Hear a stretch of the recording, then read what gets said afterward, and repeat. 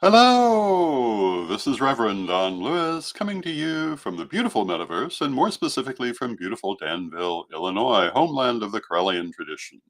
And this is Midday with Reverend Don. And as you know, if you follow Midday with Reverend Don, you can type your questions or comments onto whatever platform you happen to be watching on, assuming that you're watching live, and they should show up here in my chat room, and we can talk directly. And I hope you're having a lovely day. Today is Earth Day. April 22nd, 24 Aquarius, and I want to wish you a happy Earth Day. And as you know, in the last week, I have talked at some length about Earth Day. I'm going to talk about it a little bit more today. And on Saturday, I did a public Earth Day ritual here in Danville at Earth Spirit Emporium. I'm going to be rebroadcasting that ritual today at 1 p.m. Central Time, so an hour from now. So if you didn't see the original live broadcast of that, you can see it today. Take part in it after the fact and join in the act of power. I hope you're having a lovely day. And today I was going to talk a little bit more about the importance of Earth Day, both physically and metaphysically. But first, I want to take a moment to recommend my Patreon at revdonlewis.com. If you like my work and you'd like to support my work, that's an excellent way to do it. One of the things I do there is my weekly Monday night chat. I've been doing the weekly Monday night chat since 1998, and I'm still doing it. Hello to Mary Cavalcante in the chat room. It's good to see you, Mary. And I also do seminars through Patreon, and I wanted to take this occasion to announce my next Patreon seminar, which is going to be just over a month from now. It will be on Sunday, May 29th at 1 p.m. Central, 2 p.m. Eastern, and it's going to be on one of my most requested subjects, which is the shadow and shadow work. And I hope you'll consider joining us for that seminar. It is free to my patrons if they are members of the seminar tier or above, and $25 a ticket to anyone else. And you'll presently be able to get tickets at CorellianPublishing.com. And that should be quite enjoyable. I'll be talking about it much more between now and then. But this is the first public announcement. And hello to Janet in the chat room. And Janet says, Happy Earth Day. And happy Earth Day to you, Janet. And, Earth Day, considering how important it really is for us to be mindful of our relationship to the earth and the future of the earth, is an often overlooked occasion. Even in our pagan community, it does not usually get nearly as much attention as the sabbats of the Wheel of the Year, for example. I mean, there's a certain level where that makes sense, and a certain level where we really should be paying more attention to this. And I am personally hoping to make it a bigger deal in years going forward. And I think that we all should. And the reason, of course, is that our relationship to the earth um, is one of our most important relationships. And, we could say that we also have a relationship to spirit as well as a relationship to the earth, but are these things really separate? I don't understand them as being separate things at all. But it is true to say that in traditional Western culture, they have been looked at as very separate things, and often even adversarial things in the dominant religions of the West. The earth and earthly life has often been denigrated in comparison to spirituality. And these things have been thought of as being not complementary. But certainly in the kind of paganism I practice and what I was taught, that's not really the case at all. We are present in this incarnation, in this world, for important spiritual purposes. It's part of our spiritual growth. It's not separate from it in any way. And yes, we may experience different aspects of this journey more in physical or spiritual ways, just as we experience different moments of our life in different ways, but they're both part of the same journey. And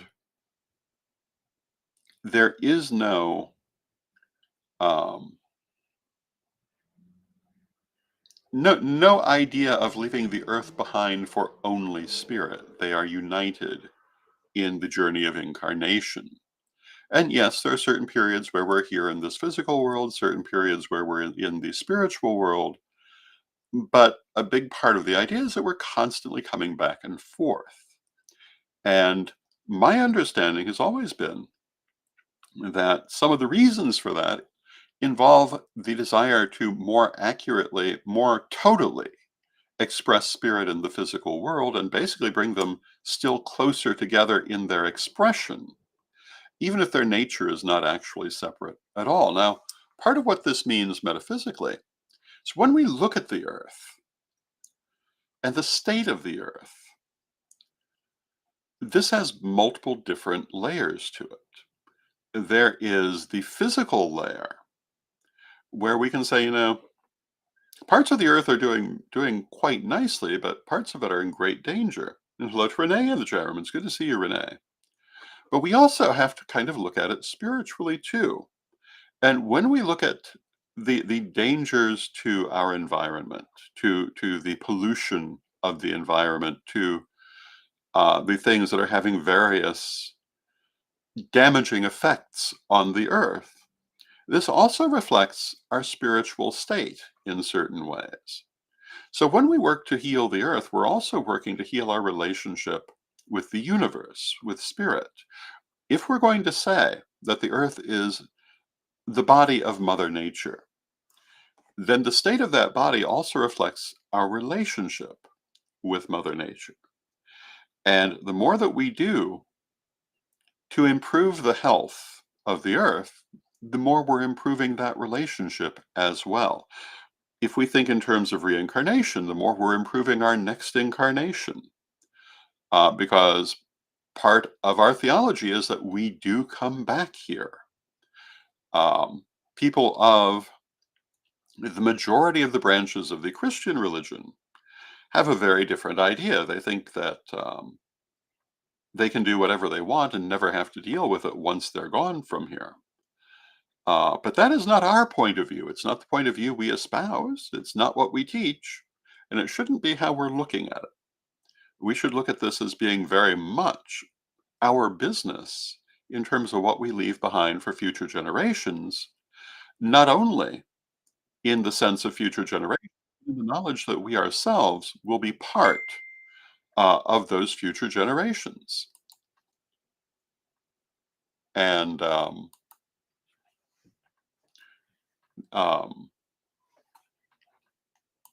pardon me for just a moment. Um, I had an instant message that I had to take a moment to look at, but um, these are things that we must consider as we go forward.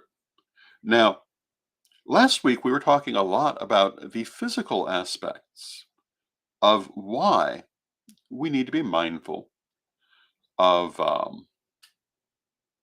our relationship with the environment. One of the things I was talking about, and I'm going to take a moment to talk about it again, is if you're of a certain age, you will know what great improvement we have made in terms of how we treat the environment, at least here in North America. And you'll remember the days when every road was covered in trash because people thought nothing of throwing all kinds of trash out of their car windows as they were driving, with no concern for what happened to it next. And we made a huge public campaign against that. And in a lot of ways, we had a lot of improvements. Some of that still shows. But I've noticed in these last few years, it's slipping backwards. Um, and I think that younger people don't realize where that leads. It might not seem like a big thing when you're just dropping your trash somewhere, but it builds up. It becomes um, a lot of trash over time, and it lasts. Um, it it's not even a question of how biodegradable the trash is, because much of the things that people litter are made of things like cardboard that will biodegrade, but that doesn't happen overnight, and you're kind of stuck with that in your environment until eventually it's gone. And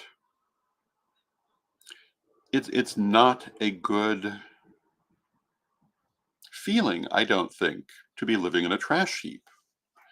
And I can remember, and if you're of a certain age, you'll remember also when the rivers that run through most of our great cities were so polluted that you would not dare to drink the water untreated. You would not want to eat a fish that came out of that water. You really might not even want to stick your hand into it. And again, we made a huge public campaign to clear these things up. In a lot of ways, they're so much better than they were. Um, Most of those great rivers are far less polluted today. Um, I'm not sure I'd want to dip a cup into them and drink the water, even so. But I think in many cases it is far more doable now. And it's important to remember that these rivers are the source of the water that we're drinking. Um, so if the river is so polluted you don't want to drink it, what are you drinking? Are you thinking about where that's coming from? Um, some of these are great success stories. The Chicago River was once very polluted. Today, it's the source of gourmet water around the world, marketed as millennial water. Um, and that is a huge improvement. And what this shows is that we can make that kind of huge improvement. When we look at the sky, when I was young, we still saw huge clouds of black smoke coming from factories, which on occasion could completely cover the sky. But more importantly, when my grandparents were young, that was even worse. And in many parts of the world today, the skies are so clouded with smoke and smog that not only does it obscure the light, but it makes it very hard to breathe. When we look at our clear skies and breathable air, we've made a huge improvement. And we can continue to improve. We can continue to get better. I often talk about doing the next right thing. And this is one of those moments culturally when we must do the next right thing. We need to look at how much improvement we've made and continue making improvement. And how do we do that? How do we do that? Because I'm sure we all realize that there's only so much that any of us can do in our private lives that's going to affect that. That it is really people in official positions who actually affect that. And part of the answer to this is that we need to be mindful of these issues when we're choosing those people in official positions. And I think one of the things that's happened, um, at the risk of being a little controversial, we live in a time of great political division. And in a lot of cases, that division is over the so-called culture wars. And I'm not saying those are not very important issues, but I think a lot of times they're being used to distract people's attention from things like taking better care of the environment, from protections in terms of what we're eating and drinking, because and protections of the drugs people are taking. Because how often do you see a new advertisement um, for the damages caused by last week's fad drug um, that's now been recalled and people have a class action suit? I think it's rather frequent. Um, if you watch the news, how often do you see bad effects from different very common products that apparently were not really looked at before they became common. And I think that a lot of people's attention is being misdirected emotionally away from practically dealing with any of these issues, whether environmental or cultural or otherwise. It's being directed toward anger and manufactured outrage rather than any kind of positive action. And what can we do about that? Well, we can avoid being artificially outraged first and keep our minds focused on the actual practical considerations. When many forces are aimed at upsetting you, it can be hard not to become upset, but it's very important. And then we use our critical thinking skills to look at what's being said. Is there evidence to support it? What is a practical solution to it, as opposed to just being upset with someone? Um, these are the things that we need to do. And using emotion and accusations um, against that person over there or this group over there um, based on emotion rather than any kind of actual evidence is a very effective technique. But it's not a technique that benefits anyone to fall for. Instead, you need to look at what's really going on, look below the surface, and ask yourself, firstly, the classic question, who does this serve? Um, where do the interests point? And then, what is the real evidence? Um, if someone tries to tell you, for example, that working to improve the environment um, is damaging the economy, for example, that's an easy statement to make. But look at the actual evidence and see if it supports it. I'm not even going to take a position in terms of it, but say to you, go look at the evidence.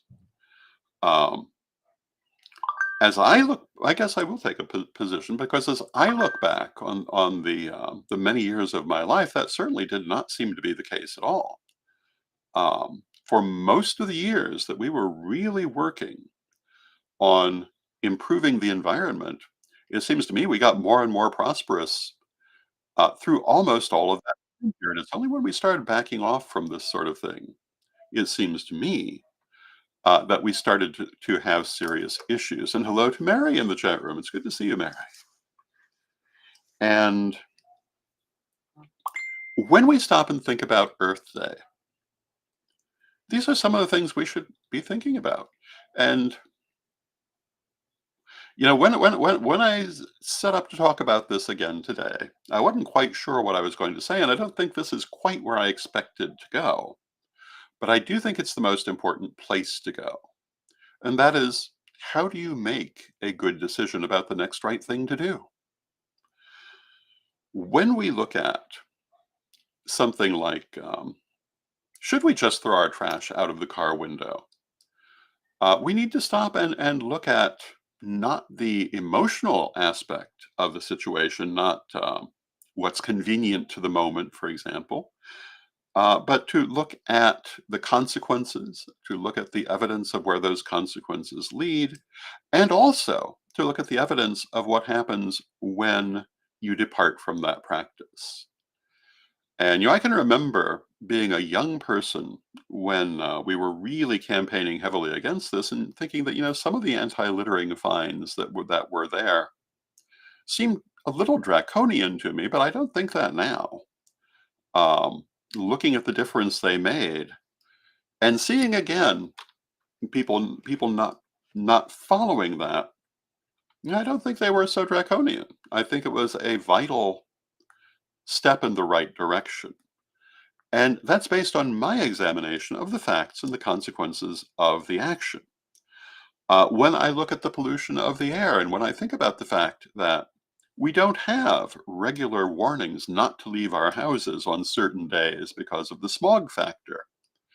I think that we did the right thing in regulating those emissions and backing off that smog factor to the point we really don't have it in this country, in this part of the world.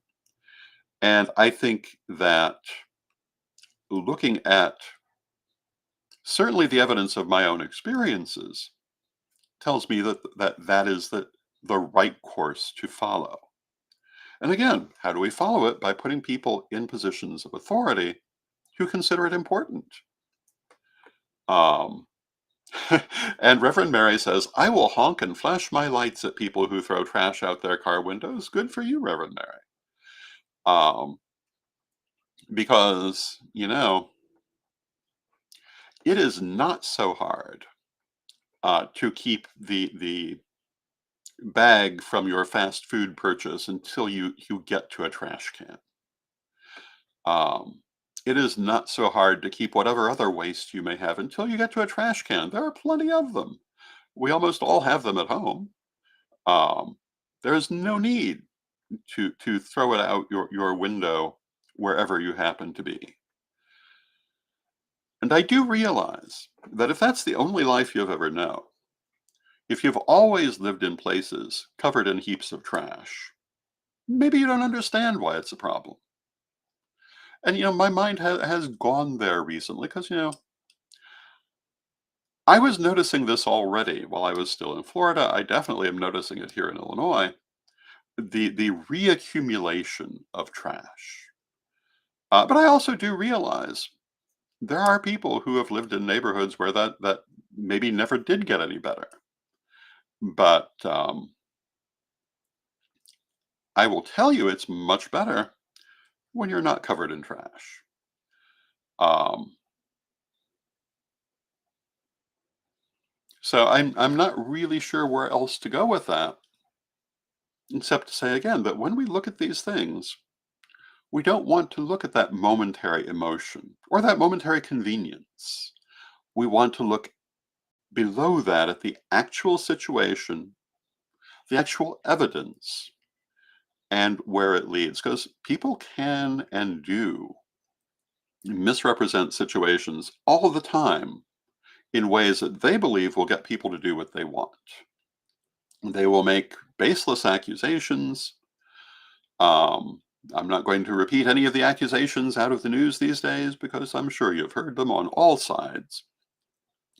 Well, I guess I will go so far as to repeat that there are people actually claiming that that their political enemies are blood-sucking cannibals, which has got to be the most ridiculous thing I've ever heard. But apparently there are people naive enough to believe this. Why?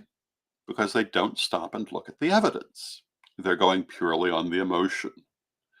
Now, Janet says, I keep a small trash bag in the car and throw it away at home.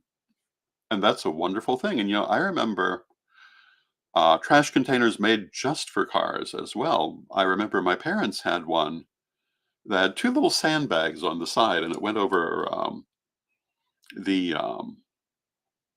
it went in a particular place in the car, and the sandbags held it in place. And it was very helpful. Having just a trash bag is very helpful. It's not hard, and it makes such a difference in the quality of your life. Because when you look out of the window and you see trash everywhere, what does that say about your life? What does it say about your relationship to the earth? What does it say about your relationship to spirit, to God, goddess, whatever you want to call it? Um, I don't think it makes a good statement. I think that it doesn't make a good statement about what you feel about yourself either.